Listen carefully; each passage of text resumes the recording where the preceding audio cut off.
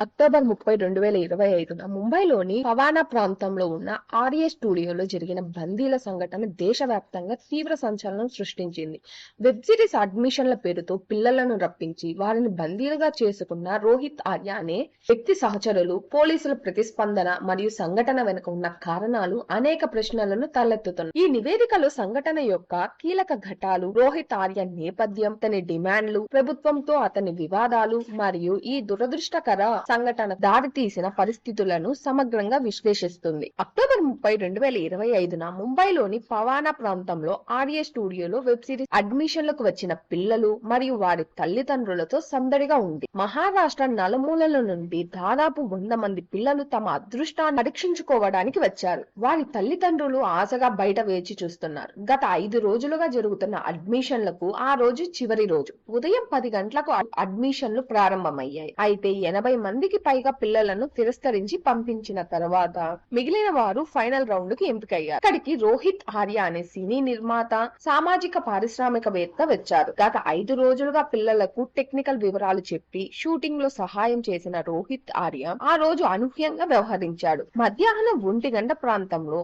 అతను అకస్మాత్తుగా స్టూడియో తలుపులకు లోపల నుండి తాళం వేసి లోపల ఉన్న వారందరినీ బందీలుగా చేస్తున్నట్లు ప్రకటించాడు. ఈ ఆకస్మిక చర్యతో పిల్లలందరూ భయపడినా వారిని బెదిరించి మౌనంగా ఉంచారు. ఆ సమయంలో స్టూడియోలో మొత్తం 19 మంది ఉన్నారు. వారిలో 18 మంది పిల్లలు మరియు ఒక వృద్ధుడు కూడా ఉన్నారు. రోహిత్ ఆర్య ఈ 19 మందిని బందీలుగా చేసుకుని పిల్లలను 2 గ్రూపులుగా విభజించారు. కొంతమందిని ఒక గదిలో బంధించి మిగతా వారిని తనతో ఉంచుకున్నారు. ఆరోపణల ప్రకారం రోహిత్ నేలపై కొన్ని రసాయనాలను పిచికారీ చేశాడు. మంట మండే రసాయనం మరియు గ్యాస్ లైటర్ కూడా అతని వద్దే ఉన్నాయి. అవసరమైతే స్టూడియోకి నిప్పంటించడానికి ఇది సిద్ధం చేస్తున్నట్లు అతను బెదిరించాడు. స్టూడియో గోడలు మరియు మెట్లపై మోషన్ సెన్సార్లను కూడా ఏర్పాటు చేశాడు. పోలీసులు లోపలికి ప్రవేశించడానికి ప్రయత్నిస్తే తనకు తెలియడానికి వాటిని తన మొబైల్ ఫోన్ కి కనెక్ట్ చేసుకున్నాడు. బయట వేచి ఉన్న పిల్లల తల్లిదండ్రులకు లోపల ఏం జరుగుతుందో ఏం మాత్రం తెలియదు. సాధారణంగా మధ్యాహ్నం 1 గంటకు భోజనానికి బయటకు వచ్చే పిల్లలు రాకపోవడంతో వారికి ఆందోళన మొదలైంది. 15 నుంచి 20 నిమిషాల తర్వాత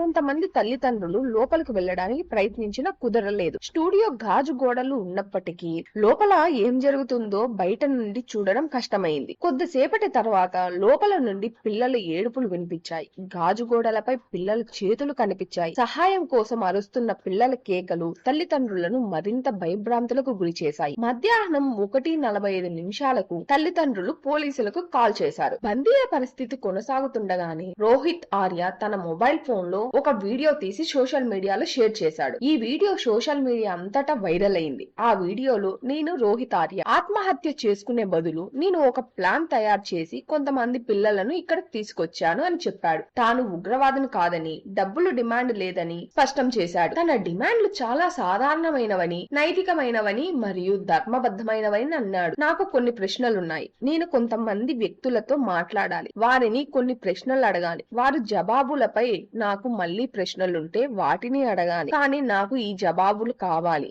ఇంకేమి వద్దు అని రోహిత్ పేర్కొన్నాడు. ఈ సమాధానాల కోసం అతను ఆత్మహత్య చేసుకునే బదులు పిల్లలను బందీలుగా చేసుకున్నాడు. ఈ 2 నిమిషాల వీడియోలో రోహిత్ తన డిమాండ్ ను స్పష్టంగా చెప్పలేకపోయినా, మీ వైపు నుండి చిన్న పొరపాటు జరిగినా నేను ఈ మొత్తం ప్రాంతాన్ని నిప్పు పెట్టేలా చేస్తుంది, అందులో నేను కూడా చనిపోతాను అని బెదిరించాడు. అంతేకాకుండా తాను ఒంటరిగా లేనని, తనలాగే ఇలాంటి సమస్యలతో బాధపడుతున్న వారు చాలా మంది ఉన్నారని చెప్పాడు. తల్లిదండ్రుల ఫిర్యాదుతో వెంటనే రంగంలోకి దిగిన సీనియర్ ఇన్స్పెక్టర్ జితేంద్ర నేతృత్వంలో పోలీసుల బృందం సంఘటన స్థలానికి చేరుకుంది. రోహిత్ ఆర్య 9 అంతస్తుల భవనం యొక్క మొదటి అంతస్తులో పిల్లలను బందీలుగా చేసుకున్నాడని పోలీసులు గుర్తించారు. బయట గాజు గోడల నుండి పిల్లలు కొద్దిగా కనిపించడంతో అక్కడ నుండి పోలీసులు రోహిత్ తో మాట్లాడడానికి ప్రయత్నించారు. మీకు ఏం కావాలి అని వారు అరుస్తూ అడిగారు. దానికి జవాబుగా రోహిత్ తన ఫోన్ నెంబర్ ను అడిగాడు. ఆ తర్వాత నెంబర్ రాసి రోహిత్ కు కాల్ చేశారు. కాల్ కనెక్ట్ కాగానే రోహిత్ ఇన్స్పెక్టర్ తో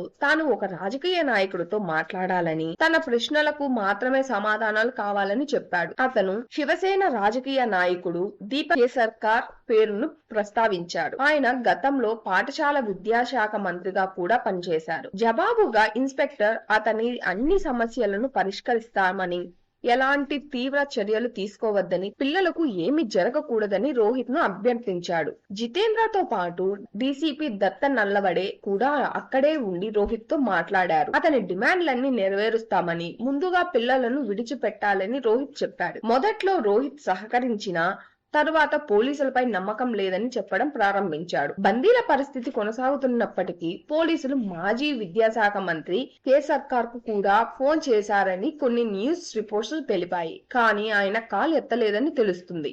పోలీసులు రోహిత్ తో దాదాపు 2 గంటల పాటు మాట్లాడి పరిస్థితిని శాంతియుతంగా పరిష్కరించడానికి ప్రయత్నించారు. అయితే రోహిత్ పదే పదే కాల్పులు జరుపుతామని మరియు నిప్పు పెడతామని బెదిరిస్తూ ఉన్నాడు. 2 గంటల ప్రయత్నం తర్వాత రోహిత్ మరింత దూకుడుగా మారడం చూసి పోలీసులు బందీలను బలవంతంగా రక్షించడానికి ఒక బృందాన్ని లోపలికి పంపాలని నిర్ణయించుకున్నారు. ఈ స్టూడియో ఉన్న భవనం మహావీర్ క్లాసిక్ బిల్డింగ్. ఇది 9 అంతస్తుల భవనం. దీని ముందు వైపు నుండి ప్రవేశించడం చాలా ప్రమాదకరం.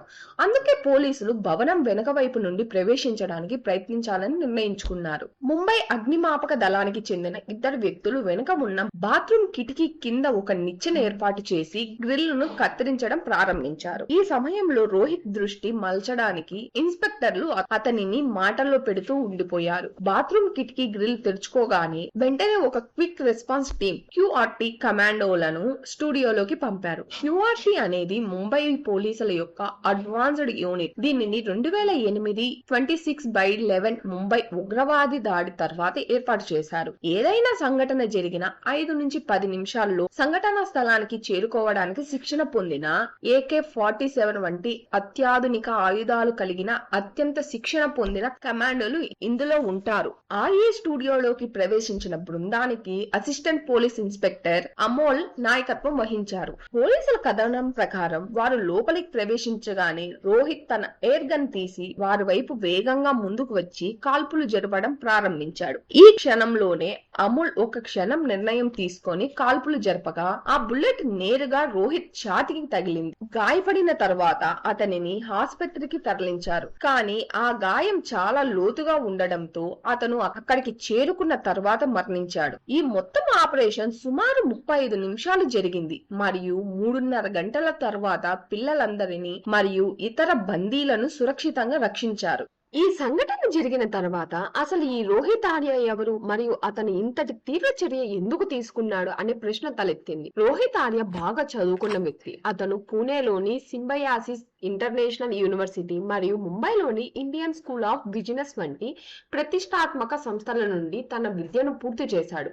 అతనికి అప్సరా మీడియా అనే మీడియా కంపెనీ ఉండేది. అది సామాజిక సమస్యలపై వీడియోలు తయారు చేసేది మరియు ఎక్కువగా పిల్లలతో పనిచేసేది. 3 సంవత్సరాల క్రితం స్వచ్ఛ భారత్ అభియాన్ కింద రోహిత్ స్వచ్ఛతా మానిటరీ అనే కార్యక్రమాన్ని ప్రారంభించాడు. దీనిని అక్టోబర్ 2, 2022న అప్పటి పాఠశాల విద్యాశాఖ మంత్రి దీపక్ కేసర్కర్ అధికారికంగా ప్రారంభించాడు. ఈ కార్యక్రమాన్ని మాగీశాల సుందరశాల పథకం కింద ఉంచారు. రోహిత్ స్వచ్ఛతా మానిటరీ ప్రాజెక్ట్ యొక్క ప్రాజెక్ట్ డైరెక్టర్ గా కూడా ఉన్నాడు. అతను స్వచ్ఛతా మానిటరీ కార్యక్రమం ప్రచార సమయంలో అప్పటి మహారాష్ట్ర ముఖ్యమంత్రి ఏక్నాథ్ షిండేతో వేదికను పంచుకున్నాడు.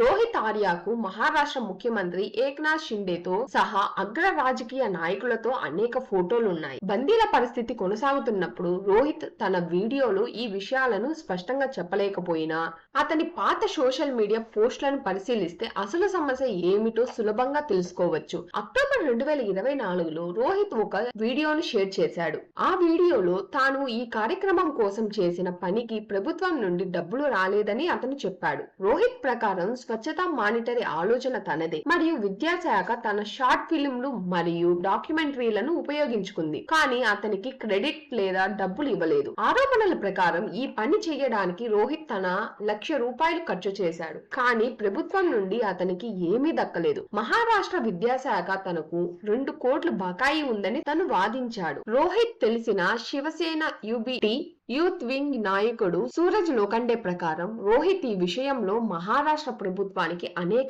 లేఖలు కూడా రాశారు. కానీ ప్రభుత్వం నుండి ఎటువంటి స్పందన రాలేదు. 26 రోజుల పాటు జర్నలిస్ట్ భవన్ వెలుపల అతను ఉపవాసం కూడా చేశాడు. రోహిత్ ఈ విషయంపై అనేక సార్లు నిరసన కూడా తెలిపాడు. జూలై మరియు ఆగస్టు 2024లో రోహిత్ దీపక్ కేసర్కర్ బంగ్లా ముందు 2 సార్లు నిరసన తెలిపాడు. ఈ నిరసనల యొక్క వీడియోలు మరియు న్యూస్ క్లిప్లు ఇప్పటికి అందుబాటులో ఉన్నాయి. ఆ తరువాత అతను ముంబైలోని ఆజాద్ మైదాన్ లో కూడా నిరసన తెలిపాడు. అక్టోబర్ 2024లో అతను పూణేలోని జర్నలిస్ట్ భవన్ ముందు నిరాహార దీక్ష కూడా చేశాడు. తన డిమాండ్లు నెరవేరే వరకు నిరాహార దీక్షను కొనసాగిస్తానని రోహిత్ చెప్పాడు. ఈ డిమాండ్లలో ముఖ్యమైనది అతని పనికి సంబంధించిన పూర్తి చెల్లింపు ఇవ్వడం. ఈ నిరాహార దీక్ష సమయంలో అతనికి మూర్ఛ కూడా వచ్చింది. దీంతో అతన్ని అంబులెన్స్ లో ఆసుపత్రికి తరలించవలసి వచ్చింది. ఇలాంటి పరిస్థితులలో మహారాష్ట్ర ప్రభుత్వంపై అనేక ప్రశ్నలు తలెత్తడం సహజం. అగ్ర రాజకీయ నాయకులతో కలిసి పనిచేసిన ఒక ప్రొఫెషనల్ వ్యక్తి ఇంతటి తీవ్ర చర్య తీసుకునేంత వరకు ఎందుకు వచ్చింది? దీనికి జవాబుగా మహారాష్ట్ర పాఠశాల విద్యాశాఖ ఇలా చెప్పింది. రోహిత్ యొక్క అప్సరా మీడియా ఎంటర్టైన్మెంట్ నెట్వర్క్ కు 2022లో స్వచ్ఛతా మానిటరీ కార్యక్రమం యొక్క మొదటి దశలో 9.9 లక్షలు ఇవ్వబడ్డాయి. అయితే 2023-24లో 2 కోట్లు ఆమోదించినప్పటికీ రెండవ దశను అమలు చేయలేదు. ఎందుకంటే రోహిత్ ఆరోపణల ప్రకారం బడ్జెట్ లో ఎలాంటి పత్రాలు లేకుండా ప్రకటనలు, నిర్వహణ, సాంకేతిక మద్దతు ఇవన్నీ అంశాల ఖర్చులను జోడించారు. ఆ తర్వాత సంవత్సరం 2024-25లో మహారాష్ట్రలోని అన్ని పాఠశాలల్లో స్వచ్ఛతా మానిటరీ ప్రచారాన్ని తిరిగి అమలు చేయడానికి రోహిత్ 2.41 కోట్ల బడ్జెట్ తో మరో ప్రతిపాదనను సమర్పించారు. ప్రభుత్వం ఈ ప్రతిపాదనను పరిశీలిస్తున్న సమయంలో రోహిత్ యొక్క అప్సరా మీడియా కంపెనీ ప్రచారంలో పాల్గొనడానికి పాఠశాలల నుండి రిజిస్ట్రేషన్ ఫీజు వసూలు చేస్తున్నట్లు తెలిసింది. అయితే అతనికి అలా చేయడానికి అనుమతి ఇవ్వలేదు. ప్రభుత్వం ఏం చెప్పిందంటే ఆగస్టు 2024లో పాఠశాలల నుండి అప్సరా మీడియా వసూలు చేసిన డబ్బును ప్రభుత్వ ఖాతాల్లో జమ చేయాలని ఆదేశించింది. అంతేకాకుండా ఇకపై స్వచ్ఛతా మానిటరీ కార్యక్రమం కోసం పాఠశాలల నుండి ఎలాంటి ఫీజు వసూలు చేయబోమని హామీ ఇస్తూ ఒక లేఖను సమర్పించమని కోరింది. ఈ 2 షరతులను పూర్తి చేసిన తర్వాతే కంపెనీ తన ప్రతిపాదనను సమర్పించాలని కోరింది. కానీ రోహిత్ మరియు అతని కంపెనీ ఈ షరతులను నెరవేర్చలేదు. దీంతో ఆ విషయం అక్కడితో ముగిసింది. మాజీ పాఠశాల విద్యాశాఖ మంత్రి దీపక్ కేసర్కర్ కూడా ఇక్కడ తన వాంగ్మూలాన్ని ఇచ్చాడు. ఏ ప్రభుత్వ శాఖ కూడా పత్రాలు లేకుండా నిధులు విడుదల చెయ్యదని ఆయన అన్నారు. కానీ ఆర్య పత్రాలు లేకుండా డబ్బులు అడుగుతున్నారని, అధికారుల మాట వినడం లేదని ఆయన అన్నారు. రోహిత్ కు విద్యాశాఖ నుండి డబ్బులు రానప్పుడు ఆయన తన జోబు నుండి కొంత డబ్బు ఇచ్చి సహాయం చేశానని అన్నారు. ఈ విషయం నిజం. ఎందుకంటే రోహిత్ కూడా ఈ విషయాన్ని అంగీకరించాడు. కేసర్కర్ తనకు 7 లక్షల నుండి 8 లక్షల విలువైన 2 చెక్కులు ఇచ్చారని చెప్పాడు. అయితే ఇతర ఆరోపణలపై తాను అలాంటిదేమీ చెయ్యలేదని రోహిత్ చెప్పాడు. ఈ సంఘటన తర్వాత మహారాష్ట్ర ప్రస్తుత పాఠశాల విద్యాశాఖ మంత్రి రోహిత్ ఆర్య చేసిన ఆరోపణలలో ఎంత నిజం ఉందో తెలుసుకోవడానికి వివరణాత్మక నివేదికను కోరారు. ముంబైలోని పవానా ప్రాంతంలో జరిగిన రోహిత్ ఆర్య సంఘటన తీవ్ర విషాదంతో ముగిసింది. ఒకవైపు ప్రభుత్వం, మరొక వైపు నిస్సహాయతతో రగిలిపోయిన ఒక వ్యక్తి మధ్య జరిగిన ఈ ఘర్షణలో అమాయక పిల్లలు బందీలుగా మారారు. ఈ సంఘటన అనేక ప్రశ్నలను లేవనెత్తాయి. ప్రభుత్వం నిజంగా చెల్లింపుల్లో ఆలస్యం చేసిందా? సరైన విధానాలు అనుసరించారా? రోహిత్ ఆర్యకు ఏదైనా అన్యాయం జరిగిందా? దానికి ప్రభుత్వం బాధ్యత వహించాల్సి ఉందా? పోలీసులు రోహిత్ ఆర్యను మానసికంగా అస్థిరంగా ఉన్నారని చెప్పినా అతని పొరుగువారు మరియు అతని భార్య అతను చాలా శాంతంగా ఉండే వ్యక్తి అని చెప్పడం